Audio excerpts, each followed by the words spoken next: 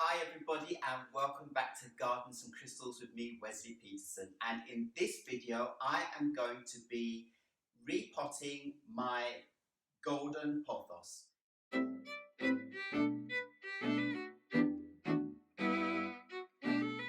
of these, this one plant I've already made here with this stake in it, and this one, this cutting that is growing in this glass jar, and this cutting that is growing in this glass jar, are also going to be repotted. One in the pot with the one that I've already made, and the other in another glass jar that I have with soil with other cuttings growing in it because I want it to be much thicker and bushier, so I need a few more. So this long one here is going to be growing with the others up the stake, and this one I will be putting in the glass jar with the others, and I will show you what I'm talking about. I am talking about this wonderful glass jar with these beautiful pothos growing really well. They were water cuttings that I left in the glass jars just like the other ones, and I put them in soil when their roots got 3 inches long or so, some a little bit longer, and they're doing really well. But I want it to be thicker, so I'm just going to put the extra one in there. And I don't want these growing too long either because I have them up on the side, so I'm going to chop the ends off of the ones that are the longest and put those in the glass jars, let them get some roots, and then re-add them into the pot. Now, as you can see here, I have another one of these wonderful ceramic pots, porcelain pots, and inside I have a black plastic nursery pot. I'm going to be using this to repot this plant that I already made, but the pot is too small to go in that porcelain pot. So I'm just going to repot this into this bigger pot. So I'll re-show you what I did the first time round, and I'll add the extra piece of golden pothos, which is a little bit higher, stake it together, and it's going to look wonderful. And this is also going to be sitting on the floor in our bedroom to clear the air in our bedroom. We don't have any plants in there at the moment, but I'm starting to get a little bit too many of the wonderful Calathea, Maranta, and all sorts of other plants that really do need the humidity in this room. So plants that don't need it, like this pothos, doesn't need the humidity, it will grow anywhere. It's going to move to the bedroom and then freshen up the air in our bedroom. So that's going to be wonderful. So let's just get to this. I just want to get some kind of plastic under my little table here. Again, just my good potting soil mix. Smells like cows. So it's got a lot of nourishment in it. Break it up. It's always so thickly together. I love getting my hands in the dirt. No gloves. Oh, it's just so nice. Press a piece down in the bottom to make sure all the holes are covered, because it's got a lot of holes in the bottom for drainage, which is good for these plants too. They like to dry out in between watering. They can dry out completely, they're fine, and re-water again. And you'll be able to see on the leaves themselves if they start folding over or looking wilty or something like that. Then, oh, it really does need water, easy to do, and then they'll plump up again in no time. So, it can survive in quite shady areas and right up to bright indirect lights, and if it's trained, then it can even be probably in more direct light, but too much of that and it'll probably burn the leaves. So best to keep it in bright indirect light if you want the plant to grow quick and get big leaves. Stake it upwards and you will see the effect in no time. So there's plenty of soil there. Now I need plenty of perlite to aerate the soil. Let's get up for this. Mix that in really well together.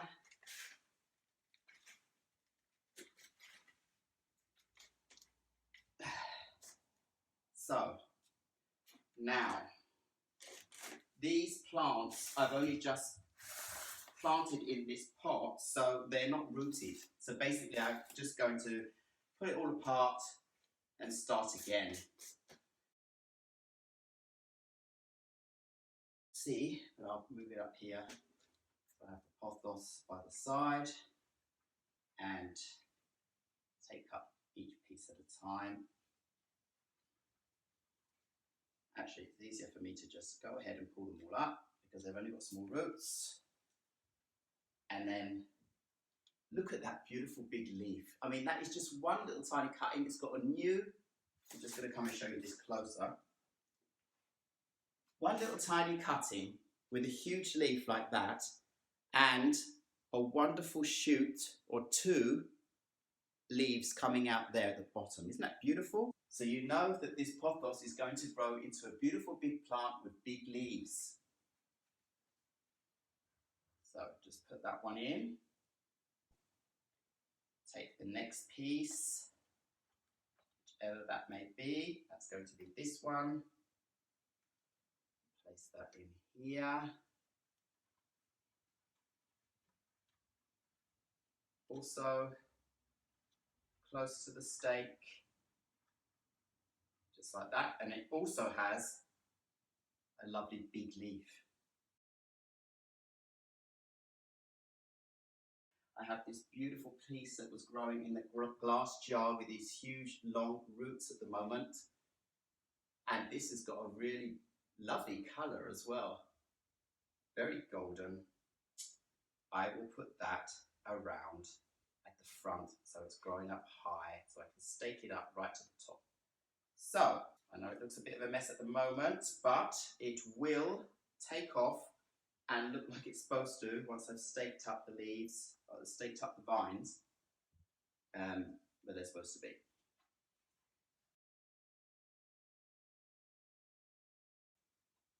It's just going to be, this is just going to be brilliant straight away. It just is. Because now it's got this wonderful fibre stake. It's got something to let its air roots grab onto, and then it will encourage it to want to vine up even more.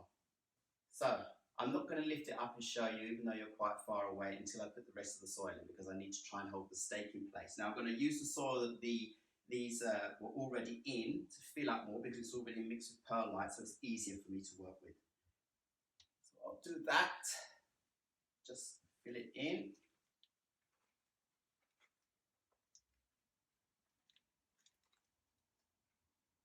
Here.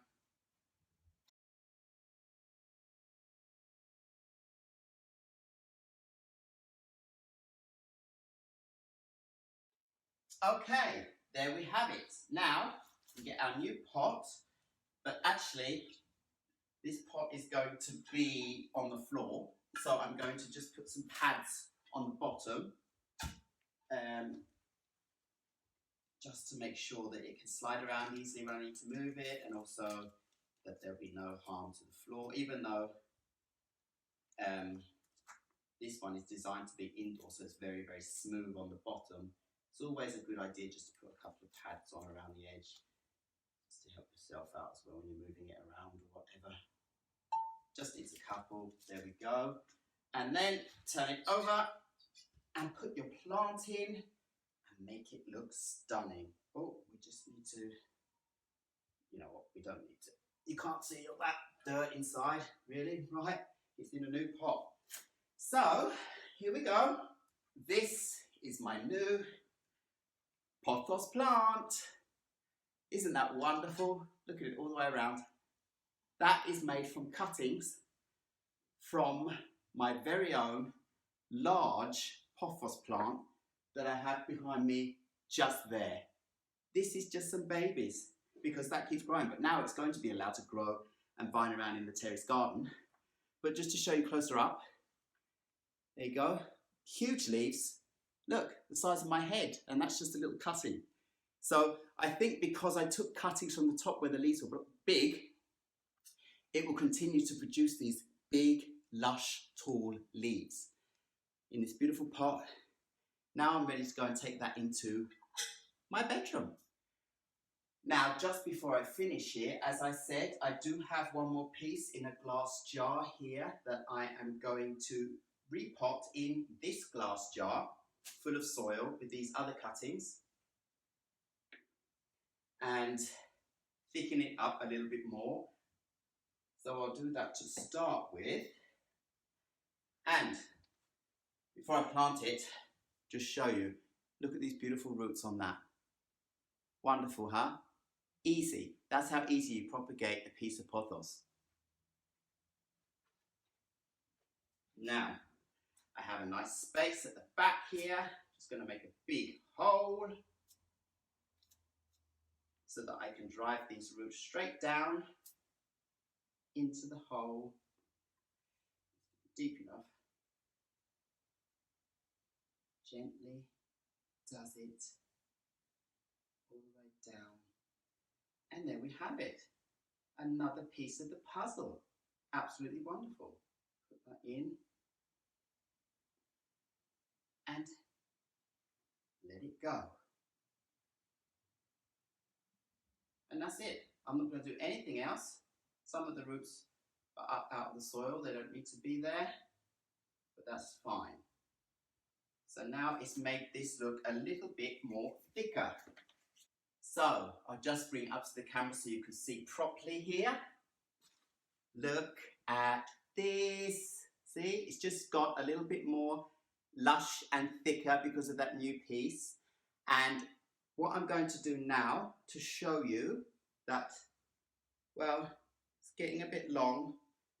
No, you know what, I was going to cut some of these off, but I'm going to wait a bit because I need them to be double as long to propagate them in water so they get roots, and then I can replace them back in here. But I want them to be long pieces each time, so I get this long bushy effect, not just short pieces. So I'll leave this for a while like this now, and then I'm done. So just so you can see both plants before I wrap up here.